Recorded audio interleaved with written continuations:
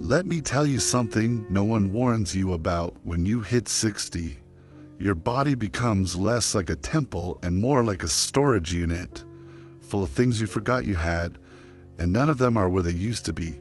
And I swear to you, I have done everything short of sacrificing cupcake on an altar to lose weight. And yet, the scale still mocks me, my pants still challenge me, and my mirror still has the nerve to show me that same pooch I told Jesus about 3 diets ago. But before I ask the Lord to loosen my waistband or tighten my resolve, whichever He prefers, let me walk you through my failed weight loss journey, or as I now call it, the adventures of salad and sadness. It all began with a button, not a dramatic, life-changing moment, just a simple button on my favorite pair of pants. One morning, I tried to fasten them and pop, that little sucker flew across the room like it was trying to escape my decisions. It hit the wall so hard, even the cat jumped. That button had had enough, and honestly, so had I. So I looked up to the heavens and said, "Lord, it is time." That was the moment I decided I would reclaim my youthful energy, get back in shape, and fit into those pants again. I even made a Pinterest board titled Operation Glide into Glory. Like any good soldier in the Battle of the Bulge, I began with research. Oh yes, I Googled things like how to lose 10 pounds fast for people over 60 who love bread, low-impact workouts that don't involve sweat. Do calories count if you eat while standing up? Is coffee a meal? I read articles, watched YouTube workouts by perky 22-year-olds who have clearly never met a carb, and even bought one of those resistance bands that almost strangled me during a chair squat. And let me tell you, I went all in. I made a green smoothie that looked like regret in a glass. I downloaded a walking app. I even said goodbye to potato chips. Not forever, just for now. Week 1, I lost a pound, and my faith was strong. Week 2, gained it back, plus a friend. By week 3, I was negotiating with myself like a hostage. If I walk an extra 5 minutes, can I have just 1 cookie? What if it's a small cookie? Okay, half. Okay, 2 halves. It turns out 2 halves make a whole pack of cookies.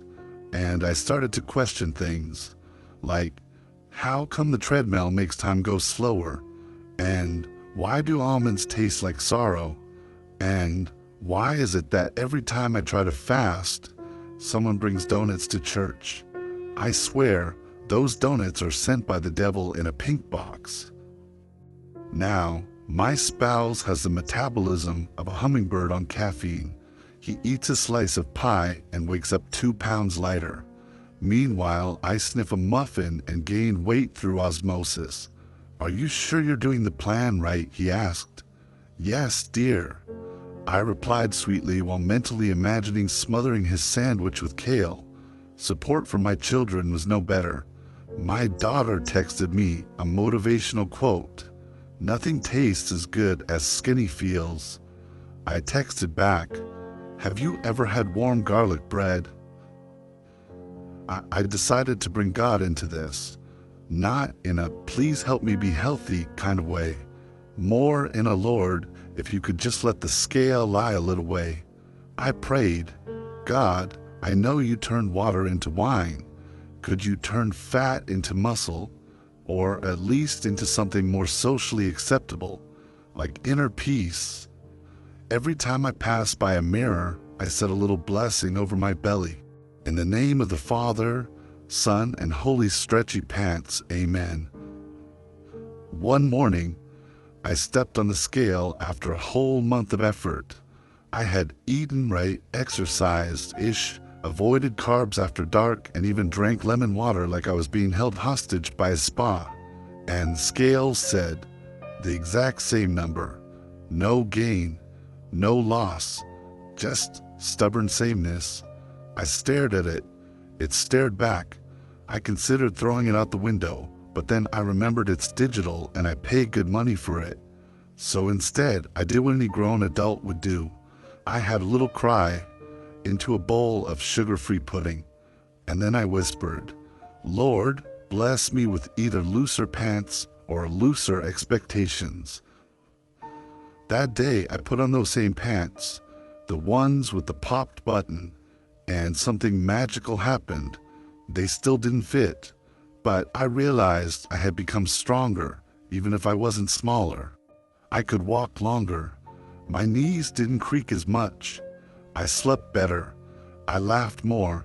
I judged myself less. That's when it hit me.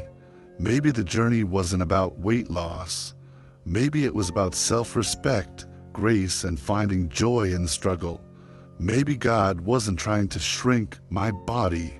Maybe He was trying to grow my patience.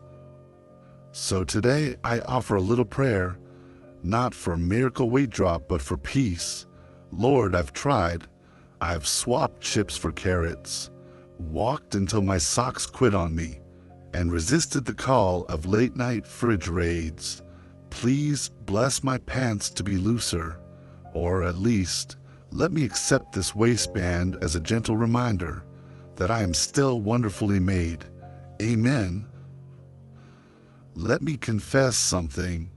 I have a closet that's basically a museum of ambition. It has 3 categories of clothing. Gold pants, the ones I'll fit into when I finally reach that magic number.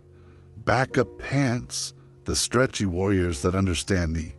What was I thinking? Outfits which might have looked good in 1978 under dim lighting with a miracle. Every few months, I stand in front of that closet like I'm Indiana Jones about to open a cursed tomb.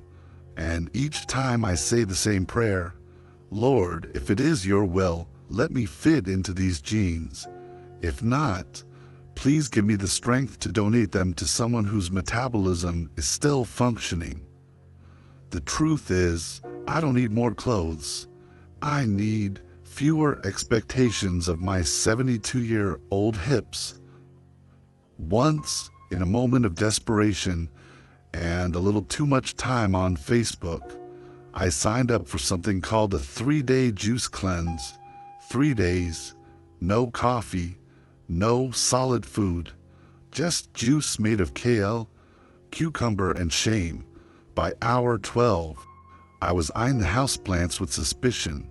By hour 24, I would have gladly chewed on a napkin.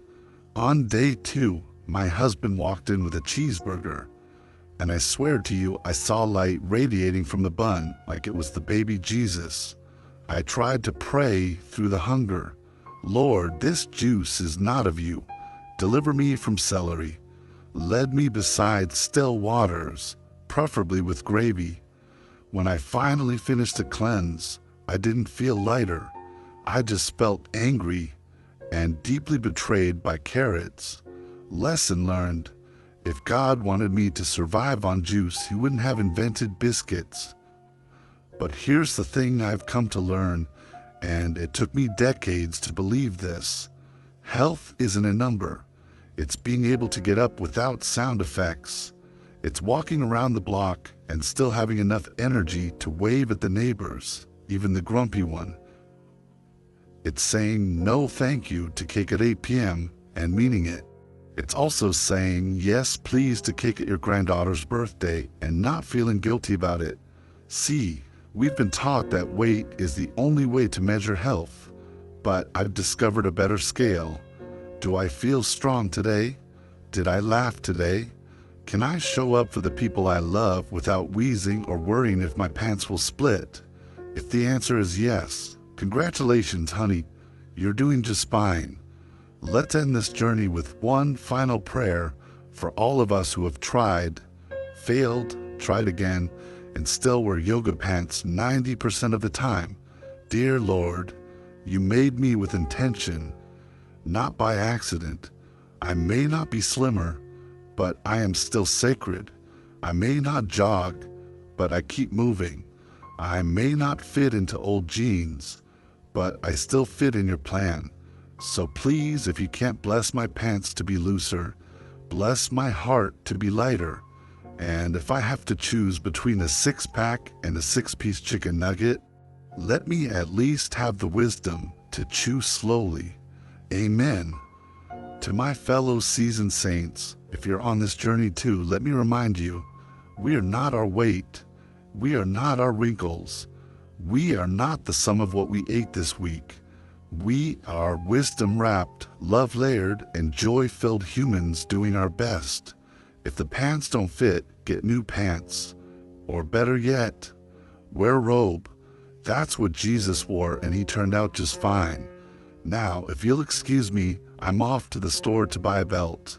Not to tighten, but to hold up my dignity. Because whether you're a size 6 or 16, you deserve to walk proudly, eat mindfully, and laugh heartily, especially when your pants betray you.